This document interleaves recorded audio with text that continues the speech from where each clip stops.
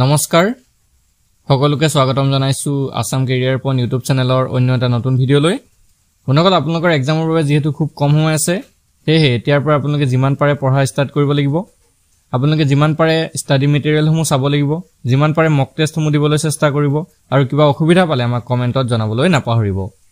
বনকল আজিৰ এই ভিডিওটিত আমি আপোনালোকৰ এক্সামৰ বাবে প্ৰয়োজন হোৱাকৈ কেইটামান অতিকৈ গুৰুত্বপূৰ্ণ প্ৰশ্ন আলোচনা কৰিবলৈ ওলাইছো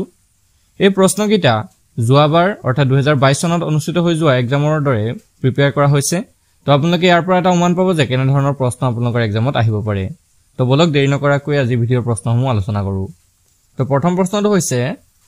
Gautam Buddha was born in 563 BC in which kshatriya family খ্ৰীষ্টপূৰ্বত 563 চনত গৌতম বুদ্ধৰ জন্ম হৈছিল আৰু তেওঁৰ জন্ম কোনটো ক্ষত্ৰিয় পৰিয়ালত হৈছিল মনকল আপোনালোকে যদি কোৱেশ্যনসমূহৰ এনসাৰটো আগতীয়াকৈ জানে তেনেহলে আমাক কমেন্টত জনাবলৈ চেষ্টা কৰিব তেতিয়া হলে আপোনালোকৰ যেটো প্ৰিপাৰেচন লেভেল কেনেকুৱা হৈছে আমি গম পাই থাকিম তো ইয়াতে আমাক সুধিছে যে গৌতম বুদ্ধৰ জন্ম কোনটো ক্ষত্ৰিয় পৰিয়ালত হৈছিল অপচনসমূহৰ ভিতৰত কাৰেক্ট এনসাৰটো হৈ যাব অপচন এ শাক্য ক্ষত্ৰিয় ফেমিলি অৰ্থাৎ শাক্য ক্ষত্ৰিয় পৰিয়ালত গৌতম বুদ্ধৰ জন্ম হৈছিল আৰু লগতে মনত ৰাখিব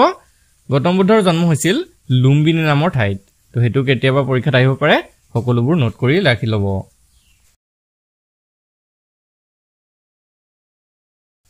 নেক্সট প্ৰশ্নটো হৈছে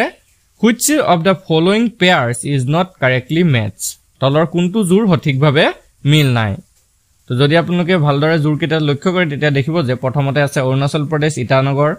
পিছত আছে আসাম দিছপুৰ মণিপুৰ আইজল আৰু সিকিম গেংটক তো এই অপচন কেইটা যদি আপোনালোকে ভালদৰে চাই তেতিয়া হলে গম পাব যে এই আটাইকেইটা অপচনত আপোনালোকৰ ষ্টেট কেইখনমান দিয়া হৈছে আৰু লগতে কেইটামান কেপিটেল হিহঁতৰ দিয়া হৈছে তো ইয়াতে প্ৰথম অপচনটোত আছে অৰুণাচল আৰু ইটানগৰ তো অৰুণাচল প্ৰদেশৰ ৰাজধানী ইটানগৰ হয় এটো অপচন শুদ্ধ হ'ব আসামৰ ৰাজধানী দিছপুৰ হয় এটো অপচনো শুদ্ধ হ'ব আৰু সিকিমৰ ৰাজধানী গেংটক হয় তো এইটো অপচনো আপোনালোকৰ শুদ্ধ হৈ যাব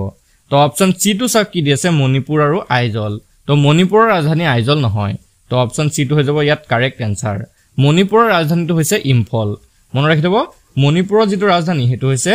ইম্ফল তো আপোনালোকে নৰ্থ ইষ্টাৰ্ণ ষ্টেট কেইখনৰ আটাইকেইখন ৰাজ্যৰ যেটো কেপিটেল মনত ৰাখি লব তো ইয়াৰ লগতে যেটো আইজল দিয়া আছে আইজলটো হৈছে আপোনালোকৰ মিজোৰামৰ ৰাজধানী মনত ৰাখি থব আইজল হৈছে মিজোৰামৰ ৰাজধানী আৰু মণিপুৰৰ ৰাজধানীটো হৈছে ইম্ফল তো গুটেইকেইটা পইণ্ট আপোনালোকে ভালদৰে মনত ৰাখি থব তো কেনে ধৰণৰ প্ৰিপেয়াৰ আপোনালোকৰ আহিব পাৰে হেতু কোনেও ক'ব নোৱাৰে Next question to hoise the Juko Valley is located in the borders of these two states অর্থাৎ জুকো উপত্যকা কোন দুখন ৰাজ্যৰ সীমান্তত অৱস্থিত তো এটো এটা খুব ইম্পৰ্টেন্ট প্ৰশ্ন হয় ইয়াৰে ৰাইট এনসাৰটো হৈ যাব option A Nagaland and Manipur Nagaland আৰু মণিপুৰ ৰাজ্যৰ সীমান্তত এই জুকো ভেলীটো অৱস্থিত next question find the odd one out অৰ্থাৎ তলৰ কোনটো অমিল বিচাৰি উলিওৱা তো আমাক চাৰিটা অপচন দিয়া আছে এই চাৰিটা অপচনৰ ভিতৰত কোনটো অমিল আমাক বাছি উলিয়াব লাগে তো অপচন কেইটা যদি ভালদৰে লক্ষ্য কৰে তেতিয়া হলে আপোনালোকে চাব কোনটো অপচন ইয়াত অমিলকে আছে তো বন্ধুসকল ইয়াৰ কাৰেক্ট এনসাৰটো হৈছে অপচন সি নাসিক তো আপোনালোকে ভালদৰে লক্ষ্য কৰক পাটনা পানাজি আৰু দিছপুৰ এই আটাইকেইখনেই হৈছে একোখন কেপিটেল কিন্তু নাসিকটো এটা কেপিটেল নহয় নাসিক হৈছে মহাৰাষ্ট্ৰত অৱস্থিত এখন চহৰ আৰু এই চহৰখন গোদাবৰী নদীৰ পাৰত অৱস্থিত তো এই প্ৰশ্নটো আপোনালোকৰ আহিব পাৰে যে নাসিক চহৰখন কোনখন নদীৰ পাৰত অৱস্থিত তো মনত ৰাখি থব গোদাবৰী নদীৰ পাৰত নাসিক চহৰখন অৱস্থিত তো নেক্সট কোৱেশ্যনটো আগবঢ়ো question number 5 what is the name of only floating national park in the world পৃথিৱীৰ একমাত্ৰ ভাসমান অৰ্থাৎ ভাহি থকা ৰাষ্ট্ৰীয় উদ্যানখনৰ নাম কি খুব ইম্পৰ্টেন্ট প্ৰশ্ন হয় বন্ধুসকল ইয়াৰ ৰাইট এনসাৰটো হৈ যাব অপচন এ কেবুল লামজাও নেশ্যনেল পাৰ্ক পৃথিৱীৰ একমাত্ৰ ভাহি থকা অৰ্থাৎ ফ্লোটিং নেশ্যনেল পাৰ্কটো হৈছে কেবুল লামজাও নেশ্যনেল পাৰ্ক আৰু এই ৰাষ্ট্ৰীয় উদ্যানখন মণিপুৰ ৰাজ্যত অৱস্থিত নেক্সট কোৱেশ্যনটো হৈছে what is the folk dance of Meghalaya মেঘালয়ৰ লোকনৃত্য কি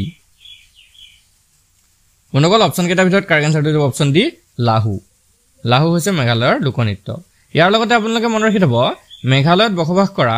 প্ৰধান জনজাতিসমূহ হৈছে খাচী, জয়ন্তী আৰু গাৰো। তো এই প্ৰশ্নটো কেতিয়াবা আপোনালোকৰ পৰীক্ষাত আহিব পাৰে, মনত ৰাখি ল'ব। নেক্সট কোৱেশ্চনটো হৈছে which of the following is not correct statement, অৰ্থাৎ তলৰ কোনটো এটা শুদ্ধ বিবৃতি নহয়। তো এনে ধৰণৰ প্ৰশ্নসমূহ যোৱাবাৰ আপোনালোকৰ পৰীক্ষাত আহিছে, সেয়েহে এনে ধৰণৰ প্ৰশ্ন আপোনালোকৰ বাবে লৈ আহিছো। তো ইয়াতে চাওক কোনটো শুদ্ধ নহয় আমাক সুধিছে। তো অপশ্যনসমূহ আপোনালোকে ভালদৰে পঢ়ি চাব লাগিব যে কোনটো অপশ্যন শুদ্ধ নহয়, তেতিয়াহ'লেহে আপোনালোকে এনচাৰটো বিচাৰি পাব পাৰিব। তো প্ৰথমতে দি আছে চাওক চাম্ভাৰ lake situated in Rajasthan.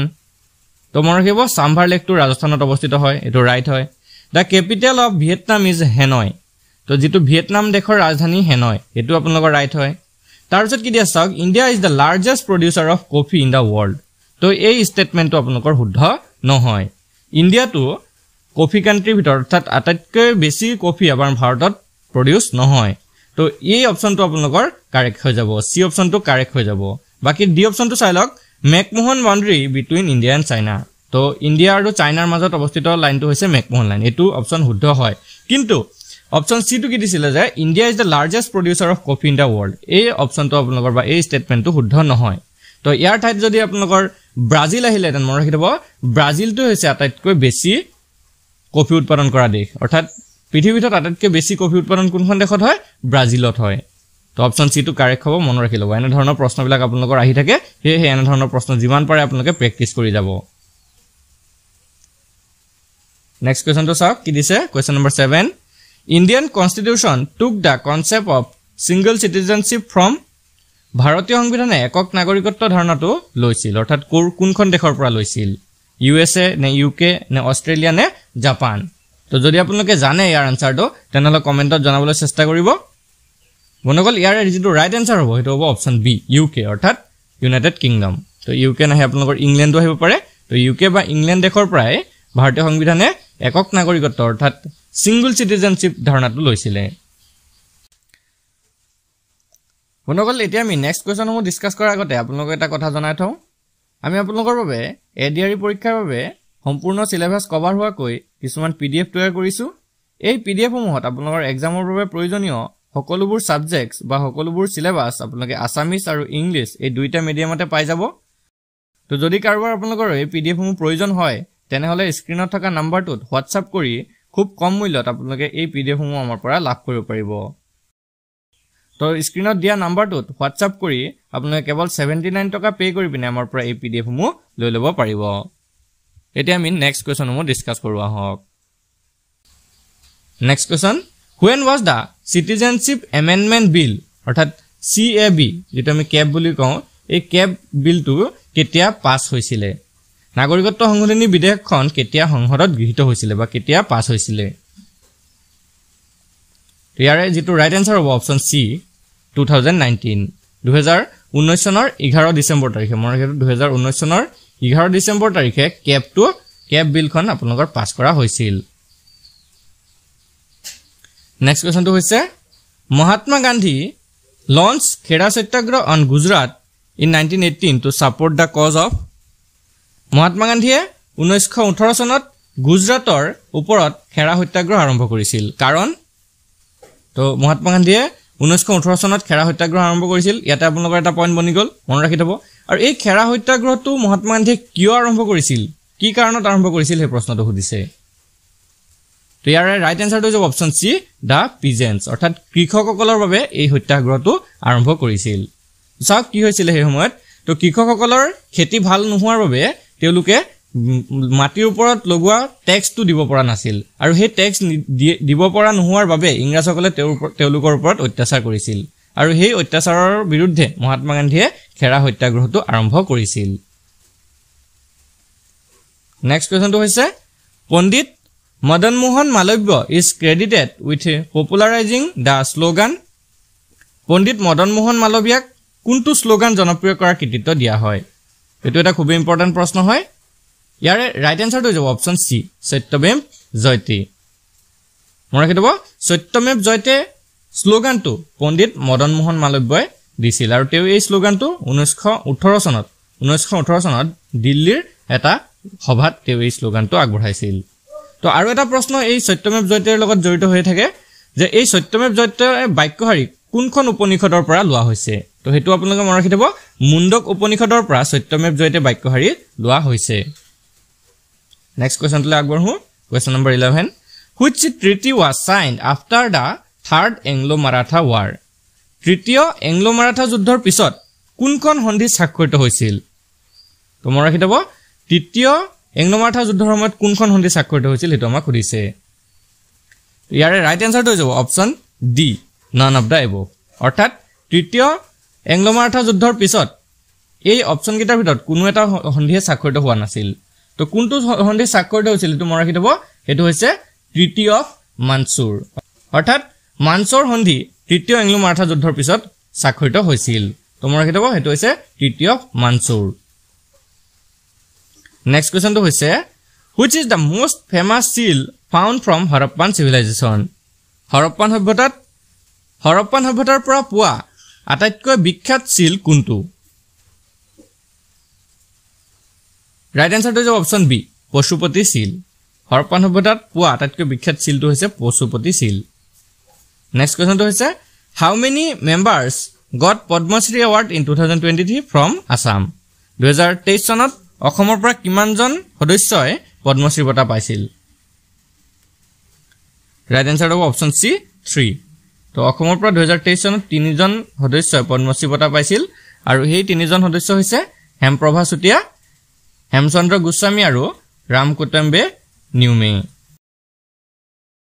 Next কোৱেশ্চনটো হৈছে ভাৰতৰ নিৰ্বাচন আয়োগে ভাৰতৰ বিধানসভা নিৰ্বাচনত কেতিয়া প্ৰথমবাৰৰ বাবে ভোটদানৰ বিকল্পসমূহত ওপৰৰ এটাও নহয় অৰ্থাৎ নটা বিকল্পটো বলবৎ কৰিছিল তো নটা বিকল্পটো কেতিয়া আপোনালোকৰ ভাৰতৰ ভোটদানত প্ৰৱৰ্তন কৰিছিল এই প্ৰশ্নটো আহিছে ইয়াৰে উত্তৰটো হৈছে option B November 2023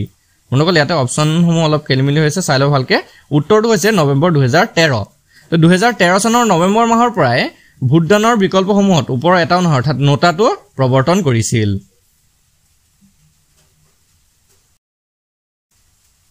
Next question to Sauk. The Indian delegation to the first World Conference on Human Rights was led by মানৱাধিকাৰ সম্পৰ্কীয় প্ৰথম বিশ্ব সন্মিলনত ভাৰতীয় প্ৰতিনিধি দলৰ নেতৃত্বত কোন আছিল ইয়াৰ ৰাইট আনসাৰটো হ'ব option A doctor Manmohan Singh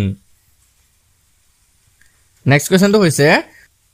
which of the following device is a volatile storage অৰ্থাৎ তলৰ কোনটো ডিভাইস এটা অস্বাভাৱিক সংৰক্ষণ ইয়াৰ ৰাইট আনসাৰটো হ'ব অপচন এ RAM মনকল এনে ধৰণৰ কম্পিউটাৰ বেচিছৰ কোৱেশ্চনসমূহ আপোনালোকৰ পৰীক্ষাত আহিছে তো এই কম্পিউটাৰ লগত জড়িত বিভিন্ন ধৰণৰ কোৱেশ্চনসমূহ আপোনালোকে প্ৰেক্টিস কৰি যাব তো ইয়াৰ যেটো ভলেটাইল ষ্টৰেজ থকা যেটো কোৱেশ্চন হেতুৰ উত্তৰটো হ'ব RAM ৰ যেটো ফুল ফৰ্ম হেতু আপোনালোকৰ কেতিয়াবা পৰীক্ষাত আহিব পাৰে তো RAM ৰ ফুল ফৰ্মটো হৈছে ৰেন্ডম এক্সেছ মেমৰি এতিয়া আমি নেক্সট কোৱেশ্চনটো চাও Next question to হৈছে where will the 2022 Winter Olympic held অৰ্থাৎ 2022 চনৰ শীতকালীন অলিম্পিকটো কোত অনুষ্ঠিত হ'ব নহয় হৈছিল 2022 চনৰ যেটো শীতকালীন অলিম্পিক আছিল হেতু কোত অনুষ্ঠিত হৈছিল আমাক সুধিছে ইয়াৰ ৰাইট আনসাৰটো হৈ যাব অপচন সি বেইজিং চীনৰ বেইজিঙত 2022 চনৰ শীতকালীন অলিম্পিকটো অনুষ্ঠিত হৈ গৈছে নেক্সট কোৱেশ্চনটো হৈছে Machu Picchu is located in which mountain range? Machu Picchu কোন পৰ্বতমালাত অৱস্থিত? মনকল ইয়াৰ ৰাইট আনসাৰটো হ'ব অপচন সি এন্ডিছ